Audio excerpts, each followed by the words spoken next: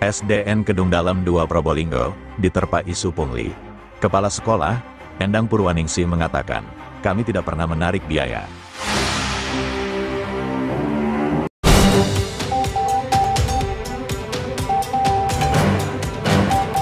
Isu dugaan pungutan liar, pungli, yang menerpa SDN Kedung Dalam 2 Kecamatan Dringu, Kabupaten Probolinggo, menuai reaksi dari pihak sekolah. Kepala SDN Kedung Dalam 2 Probolinggo, Endang Purwaningsih, akhirnya buka suara untuk meluruskan informasi yang dinilai tidak akurat.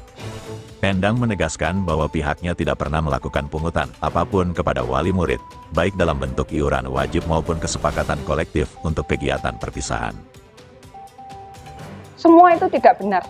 Saya nyatakan tidak benar. Kegiatan pentas seni tersebut, lanjut Endang, diikuti oleh seluruh siswa, dari kelas 1 hingga kelas 6, bersama para wali murid dan tamu undangan. Pendanaan kegiatan itu sepenuhnya berasal dari dana BOS, mencakup kebutuhan seperti dekorasi, hadiah, piala, hingga peralatan suara. Terkait isu adanya pungutan, Endang menjelaskan bahwa sekolah hanya memfasilitasi program tabungan sukarela yang diajukan sendiri oleh para orang tua siswa, dengan tujuan mendukung kegiatan akhir tahun seperti pentas seni dan rekreasi. Namun, seluruh pengelolaan tabungan dilakukan secara terbuka dan sukarela, tanpa paksaan. Uang yang 7 juta atau apa yang diberikan ini bagaimana? Nah itu lagi saya juga bingung Mas, itu dari mana ya beliaunya dapat informasi tersebut. Karena memang kalau hitung-hitung kami, itu kemarin kan biaya sudah dari kami. Cuma memang di luar itu wali murid berinisiatif untuk mengembangkan sendiri ya sesuai yang beliau-beliau inginkan. Kami nggak bisa melarang sih karena beliau itu ya luar biasa ya, yang ingin sekolah ini tetap maju eksis seperti ini itu memang dukungan wali murid luar biasa.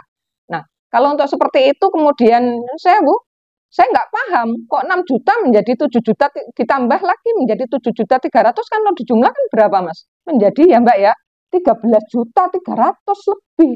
Loh itu saya juga bingung dari mana itu ya. Saya angka-angka tersebut tidak paham. Dari mana kok menjadi 13 juta coba kalau kita cermati kalimat beliau.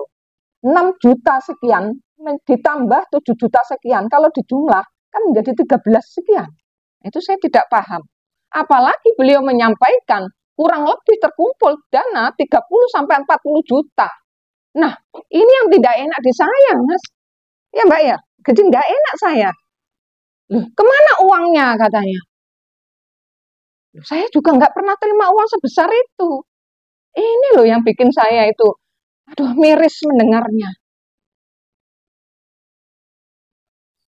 Semua itu tidak benar. Saya nyatakan tidak benar. Lebih lanjut, Endang mengungkapkan bahwa seluruh proses ini selalu disupervisi oleh Ketua Komite Sekolah, yang juga merupakan seorang pengacara. Setiap kebijakan sekolah selalu melibatkan Ketua Komite, sebagai bentuk akuntabilitas dan kehati-hatian hukum. Endang juga menceritakan kronologi awal munculnya isu tersebut. Ia mengungkapkan bahwa, pada awal pekan lalu, seseorang yang mengaku dari organisasi masyarakat, Ormas, datang ke sekolah untuk mengklarifikasi dugaan pungli. Namun saat itu, dirinya sedang berada di Malang untuk mengikuti ujian akhir tesis S2. Begini, Mbak, ya, Mas. Jadi pada waktu itu Senin kemarin itu ada dari katanya sih mengaku dari Ormas gitu ya yang datang ke sini. Waktu itu katanya mau mengklarifikasi berita tentang pungutan liar gitu. Sehingga pada waktu itu saya memang tidak ada di tempat. Saya waktu itu sedang ada di Malang lagi mengikuti ujian akhir tesis saya. Jadi saya kuliah lagi S2 gitu. Jadi pada waktu itu tidak ketemu dengan saya dan saat itu ditemui oleh guru saya. Sehingga saya tidak paham apa yang diinginkan. Maka kemudian muncul berita yang beredar saat ini itu. Jadi di berita tersebut disampaikan bahwa sekolah kami ya seperti yang ada itu ya.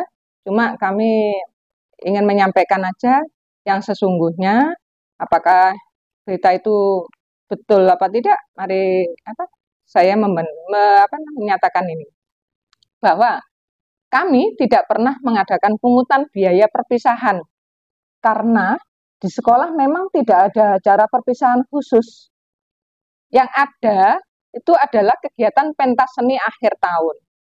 Kegiatan tersebut diikuti oleh seluruh siswa kelas 1 sampai dengan kelas 6 dan dihadiri juga oleh seluruh wali murid kelas 1 sampai dengan kelas 6 beserta tamu kehormatan yang lainnya.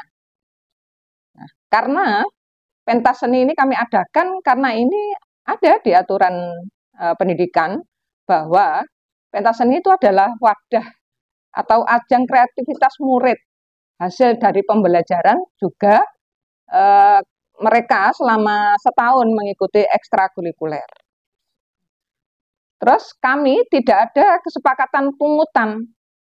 Kalau kemarin diberitakan bahwa kami ada sepakat dengan paguyuban atau wali murid tentang pungutan, kami tidak ada sama sekali kesepakatan pungutan atau iuran atas nama komite atau paguyuban. Artinya kami tidak pernah rapat bersama untuk mengadakan pungutan. Tidak ada.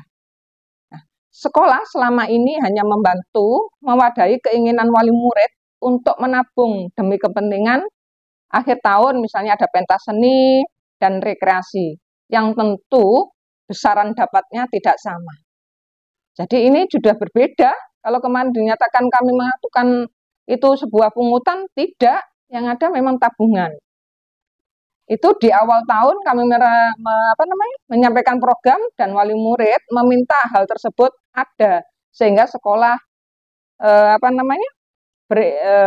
bermaksud baik, yaitu hanya membantu menangani tabungan, bukan sama sekali bukan pungutan. Dan itu tidak memaksa. Tidak, artinya kalau mereka punya itu besarannya memang disepakati oleh mereka sendiri. Jadi itu memang juga disaksikan oleh Ibu Ketua Komite saat itu juga. Pokoknya program kami selalu melibatkan Ibu Ketua Komite yang paham hukum. Sehingga kami, misalnya salah kami tahu.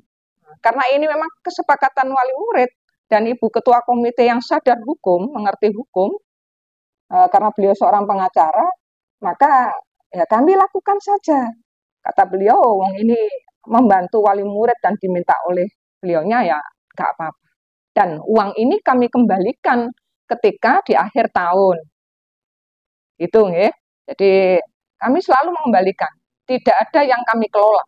Itu nggih. Ia juga menyoroti sumber informasi yang hanya berdasarkan pada satu laporan dari seorang siswa dari total 329 murid yang ada. Bahkan, setelah ditelusuri lebih lanjut, 2 wali murid yang diduga menjadi pelapor membantah pernah menyampaikan keluhan seperti yang diberitakan. Di akhir keterangannya, Endang mengapresiasi dukungan dari wali murid dan ketua komite sekolah yang selama ini aktif mendampingi pihak sekolah dalam kegiatan-kegiatan positif. Ia berharap klarifikasi ini bisa menghapus kesalahpahaman yang sempat berkembang. Ya, Mas.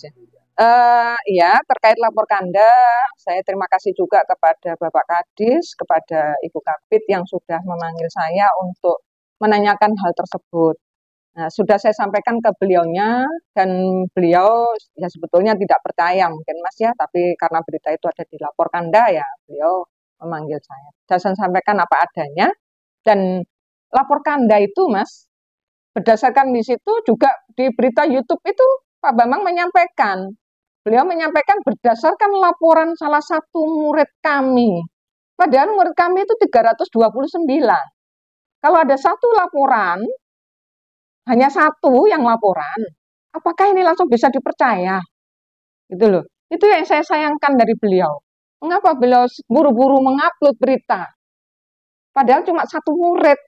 Dan ya itu satu murid dari 329, seharusnya kan tidak mudah dipercaya. Ya, wali muridnya itu. Terus kemudian lapor Kanda, Mas. Setelah ditelusuri, dibantu oleh Ibu Ketua Komite dan ini ya, ditelusur pokoknya, ada murid kami memang di alamat yang ada di lapor Kanda. Dan setelah ditemui, Mas, wali murid tadi itu ya Mbak ya, menyatakan bahwa tidak tahu bahasa Madura yang kok tak oneng lapor Kanda. Ya, seperti itu. Jadi, ya ini, makanya ini juga meragukan sekali Jangankan wali murid, saya aja tidak tahu juga lapor Kanda itu bagaimana caranya. Ini wali murid yang sudah berinisial di lapor Kanda tersebut, 2 orang wali murid ada, kemudian setelah ditemui, tidak ada. Mereka menyatakan Mereka tidak pernah laporan. tidak lapor Kanda, tidak tahu apa lapor Kanda itu. Apalagi bagaimana caranya. Itu.